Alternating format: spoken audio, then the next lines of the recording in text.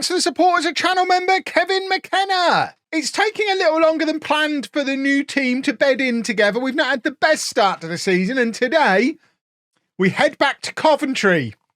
We really need to make sure we win this one, or the Kev, you never should have gone to Man United crowd are going to have a field day.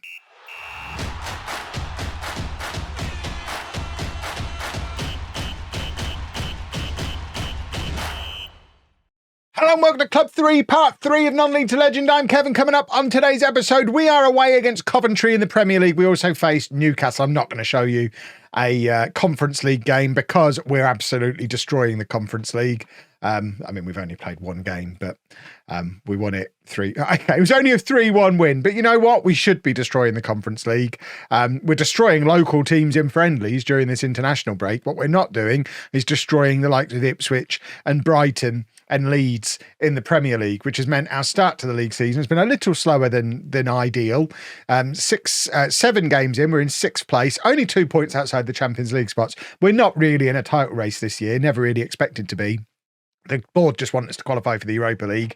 I, of course, want us to qualify for the Champions League. So we're looking for that top 4, top 5 position. But crucially, we're level on points with Coventry at the moment, and we can't risk finishing below Coventry. I've just noticed as well, Man City have played 7 games. Erling Haaland has already scored 13 goals. What on earth has got into him? I'm so happy, just as I arrive at Man United, that we get robot Erling Haaland turn up. Ideal. But as I say, we are against Coventry. We haven't lost since that first episode of the season when we lost narrowly to Arsenal to that late penalty. So we're a team that's difficult to beat. We're just not scoring an absolute ton of goals yet. There has been a little bit more in the way of transfers since the last episode as well. We've loaned out a couple more of the fringe players, most notably Ricky Pilbro has gone on loan to Marseille. We also sold Ibrahim Kofi for £30 million because he wanted to leave, and we reinvested that money in a few more youngsters. Everton Antonio is a 19-year-old Brazilian wonder kid with 6 caps for Brazil already. He's a natural right back who can also play left back and centre back. Barcelona got him first when he originally left Gremio, but we've paid over the odds to get him in now because we wanted more cover at fullbacks. We've also signed this guy on loan from Spurs for the season. I was looking at Lennell Osborne, but this guy's actually better than him, and for a short-term bit of extra squad depth in midfield seemed like a good idea. Thiago Bentes is a Brazilian striker and left winger who was at Fluminense, and we were able to pick him up relatively cheap, and you can see his value is boosted up immediately. He's got lots of potential. Another Brazilian wonder kid. You can never have too many. And then we finished things off with Pavlo Kuenov, who's a 19-year-old Ukrainian international. Again, lots of potential, high value now he's in. We're able to pick up relatively cheaply from Shakhtar. So that brings the total spending over the course of that summer window to 585 million, a net spend of, 270, which I don't think is too bad. We are overdrawn. We had £300 million in the bank when I arrived. We're now overdrawn, but let's not worry about it. We're going to be fine. Let's go and beat Coventry. And this is the team we're going to send to Coventry to try and beat them. It's going to be Costa in goal, a back 4 of Eketsi, Delict, Memishi and Everton Antonio. Agati at the base of midfield with Larson and Ireland ahead of him. By the way, Joe Ireland, he's really good. He's as good as I thought he was going to be. And then ahead of him, we've got Garnacho on the left, Lacey on the right, and Van der Winden up front. Lacey is our top scorer and top assist maker, all because of the Europa Conference League. He had a lovely time in the qualifiers for that. We played qualifiers. I knew we'd been ripping it apart. There you go. I hadn't lost my mind. I forgot we had to play a playoff. So Lacey's been having fun in that, so he gets to come into the team for today. I still haven't got a nailed-on regular striker just yet. I mean, we've got lots of options, which is very nice. Omarodian, who probably should be the guy, has picked up another injury. That's the second injury he's had since arriving. Elunga has been the main man so far, but he's having a little bit of a rest off the back of the international break, because Van der Winden is going to have a go up front, who hasn't really had a proper go at striker yet. And we still have Victor Gyökeres, who, of course, we want to get him on at Coventry, his return to Coventry, and get him scoring back in England again. at the place where he scored all his England goals. It'll be a lovely time. Let's have a look to see what the Coventry team looks like then if we pause and have a look at them. The youngster, the wonder kid I brought in the summer, Heilbrom, is up front. We know Hart, Manuel and Illing. Keating, despite being put on the loan list, has now come off it again and is still the captain. So he partners Sloquist in midfield, who's another transfer I arranged before I left. And then Amrouche Duncan, who we signed off of Fulham just before I left. Assetti, I arranged before I left. Burrows, the big boy, out at right back. And of course, my new goalkeeper that I brought in, Florentino. So it is a very different 11 to the one we would have had in the last game I managed for Coventry, but I still signed every single one of them, apart from Keating, of course, who was there when I got there. But the rest of them are all my signings. So let's see which clubs had the best transfers over the course of the last few years. 2 transfer windows with 2 different clubs. I mean, it was the same window with 2 different clubs. Which team was the best one that I built? Larson, dancing around in the midfield, plays it back to Memishi. And he gives the ball away, but Garnacho wins it back. Van der Winden from range isn't able to keep it down under the crossbar. I imagine I'm getting a really nice reception from the Coventry fans who are really happy that I got us into the Champions League for the first time in our history, yeah? There's no way they're going to boo me for walking out and going to Manchester United, is there? They wouldn't do that. They should be grateful for what I did for them. That's certainly what I said in the pre-match press conference. I don't expect to be booed because they should be grateful. That guarantees they won't boo me, right? Right, Hart. Hart was a player who I did consider trying to bring in the summer here to United, but decided on a couple of other options in those wide areas instead, mainly because Hart, like all of the Coventry players, mega overpriced. I looked at Donnelly. We almost signed Donnelly, but went for Everton Antonio instead. We could have got Donnelly for about half of what we paid for him, but decided the pull of a Brazilian wonder kid was just too strong. It's interesting to see a Register and a Segundo Volante in the Coventry midfield. Can't you tell I'm not here anymore?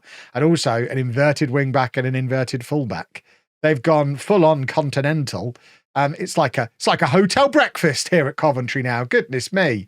And they are dancing through our defence. But luckily, Costa, he doesn't just save it, he catches it. It's been they're two very evenly matched teams. We had several very good transfer windows with Coventry. Of course, they are a Champions League team, although not expected to get into the Champions League again this year.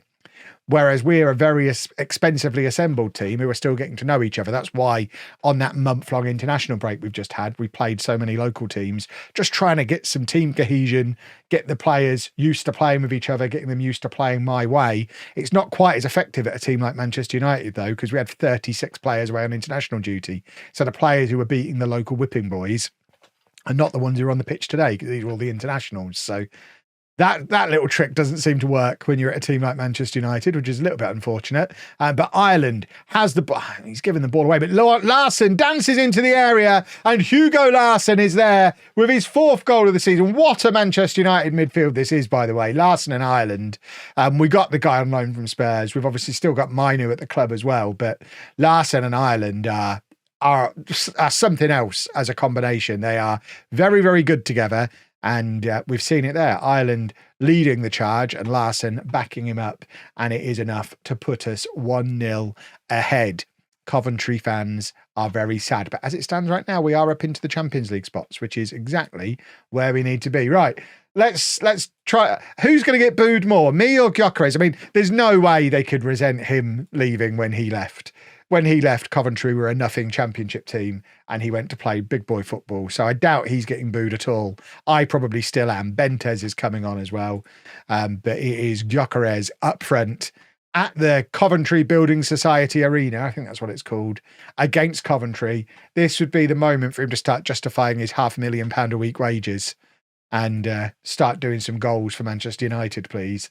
Right, Ireland is tiring. Mainu can come on for him. We'll swap those two over. That's a relatively straightforward change. And then for the final change, I think we are going to bring on Norberto Otter, who is the winger I decided to go for ahead of Hart. It's interesting that they're playing Hart as an inverted winger, but Illing is an out-and-out right winger, which I would have them the opposite way round. Hart is a winger. Illing always was better cutting in. I need to get the Coventry manager to come and have a chat with me after this match and just explain how to get the best out of this team, because he is not doing it. Burrows is still tall though, and Heilbronn obviously hasn't done a huge amount for Coventry today, but he's still very young and will no doubt get better. There is Otter playing it forward to Gyökeres, who takes one touch and goes past the Coventry defender. Gyökeres dealt with comfortably by Burrows. Burrows is a big, strong boy, and Coventry looking to play it out of defence, back with the shiny goalkeeper that we brought in the summer, but it's only as far as Mainu, who lays it off to Ayala, who is looking for options ahead of him, ends up going all the way back to Memishi, and now Ugarte plays it forward to Larson, who just touches it on to Otter, and we're in behind here. Gyökeres is lurking in the middle, and he probably should have scored. That's an interesting change. Donnelly has just come on. They've put Burrows on the right wing. You all wanted to see it. I was always too much of a coward to do it. Burrows is currently playing on the right wing for Coventry, a 6'7" defender. It didn't work because we have one. It wasn't massively convincing, but it is Coventry 0, Manchester United 1. We're going to play the Conference League game off camera, and then we will be back for Newcastle in the league, where hopefully we start to work towards securing our top 4 spot. That is a must this season. Right, I actually decided to play Newcastle off camera as well. We beat Zorya 8-1, Newcastle 3-0, knocked Liverpool out of the Carabao Cup, and it's all because I wanted to show you Manchester City in the episode, because Manchester City, as previously mentioned, having quite a good start to the season. Pep Guardiola is still there and is pretty much the only manager who hasn't changed this summer in the top teams, because Mikel Arteta left Arsenal to go to Paris Saint-Germain, I think, which then started off a massive merry-go-round. Obviously, I came into Manchester United. Luis Enrique was previously, I forget where he was. He was at PSG. So him leaving PSG, and so he's got into Tottenham. And then I think Newcastle, did they get a new manager? I think they've just got a new manager. Because their guy went to Bayern. There's been lots of managerial change this summer, and basically the only big club that's still got its original manager is Manchester City, and that's why they're doing as well as they are. We need to spoil their fun. We're up to 4th. We are 9 points behind them already, having already lost that first game to Arsenal. Let's go beat Man City, and arguably, just as importantly, try and keep Erling Haaland under control, and this is the team we're going to be trying to do that with. It's Costa in goal, a back four of Aketsi, De Ligt, Scalvini and Everton Antonio. Ugarte at the base of the midfield, Larson and Ireland ahead of him, Garnacho on the left, Lacey on the right, and Ilunga back in up front. I think he is my main striker. I tried all 3 of the other options in the in-betweeny matches. They each started a game, and Van der Winden is now injured, but Gyökeres and Omarodian not really demonstrating the kind of levels that we've had out of Ilunga so far. I mean, I still think Omarodian, when he's fully fit, is going to score goals for fun in this league, or in any league. When he's bigger than Haaland, faster than Haaland, that's all you need in the Football Manager match engine. But he's just still struggling for match fitness. So in the meantime, we go with the guy we signed to play in midfield before we signed Larson and Ireland, and basically put together a midfield that was better than him. So Ilunga now has got to find a way to force his way in, I guess, as the striker. So we now have 4 players competing for that centre-forward spot, and probably won't be renewing Gyökeres' contract in the summer. He's only in on a 12-month deal. Yes, he's on £550,000 a week. He was only meant to be a short-term measure, and I suspect he'll be leaving us this summer. Erling Haaland has already scored. Please disallow it, referee, or this could be an unpleasant experience for us. Manchester City were not supposed to be resurgent under Guardiola. I mean, everyone was like 30 points behind Arsenal last year. Where is this version of Manchester City come from again? Especially because it doesn't look hugely different to the teams from last year, or even the team from real life. And it's still got Haaland, Foden, Gvardiol, Lewis. Oh, this is not ideal. Oh, right. Let's try and get back into the match, shall we? It's back with Scalvini, and it's probably going to go all the way back to Costa. In fact, it goes to Ugarte, who gives the ball away. It's such a sloppy pass for Larson. Camavinga bursting out of midfield. Scalvini gets the tackle in, but City immediately win it back, and Haaland has scored again. Oh dear. This man is in quite good form. I mean, he's unplayable when he's like this. We've all come up against this version of Erling Haaland. I've used this version of Erling Haaland before. Okay, that one's been disallowed, but he is entirely unplayable when he decides he's going to do a 40-goal season. And that seems to be the world we're currently living in. Let's demand more. I mean, they've only had 2 shots. We've also had 2 shots. It's the difference between Haaland and LOLLUJO, I guess. I'm a little bit worried, but we are only 1-0 down. So a draw here would be a good result. If we could find a way to equalise in the second half, let's go attacking. If we can drag ourselves back into the game and pick up a draw, we'll be happy. I mean, we're ahead on XG. We should get bonus points for that, really. We're so far into the future now. Surely bonus points for XG are now a thing. Why are they not a thing yet? City are playing with 2 inverted fullbacks and a libero. They're just showing off at this point. Right, Garnacho is shattered, so he's going to come off. Otter comes on for him. LOLLUJO not playing well at all, so Gyökeres comes on for him. Ireland is also struggling, not having his best of days. So Mainu can come on, and we can push Larson a little bit further forward and demand more again. And hope that we can get something out of Gyökeres, who presumably is earning even more money than Haaland. He's only like 2 years older than him and isn't quite delivering the same output as Haaland, is he? Lacey is struggling for fitness now, and we don't really have another right winger available. So I think we bring on Omarodi in here, stick Gyökeres out wide and do that. That seems reasonable. Aketsi having a terrible day. Asnu can come on for him. We're going to go very attacking as well, actually. And hope that we can find a breakthrough.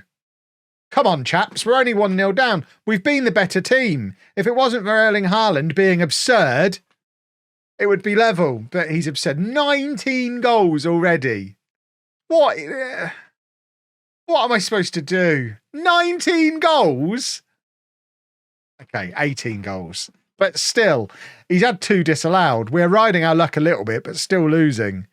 Here we go. Free kick. Otter plays it into Scalvini. And there's the equaliser. Please give it, referee.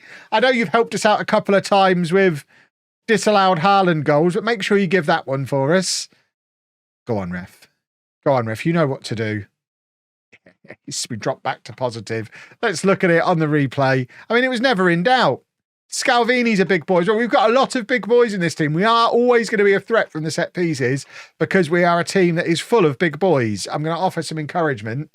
And imagine if we robbed a winner off of them. Wouldn't that be a thing? And there's still 2.5 minutes to go and we've got the ball. It's De Ligt playing it across to Ugarte. Back to De Ligt. Is Haaland still on the pitch? I think that is him, isn't it? So we can't really mess around too much with the ball in Haaland's zone of the pitch. But Mainu turns nicely in midfield, looking for options ahead of him. Doesn't really have any, so has to play it back to Ugarte. Ugarte over the top to Everton Antonio. It's a very overhit pass, but Everton Antonio does really well. And there is Omarodian. And I mean, we're absolutely robbing him here. This is a mugging.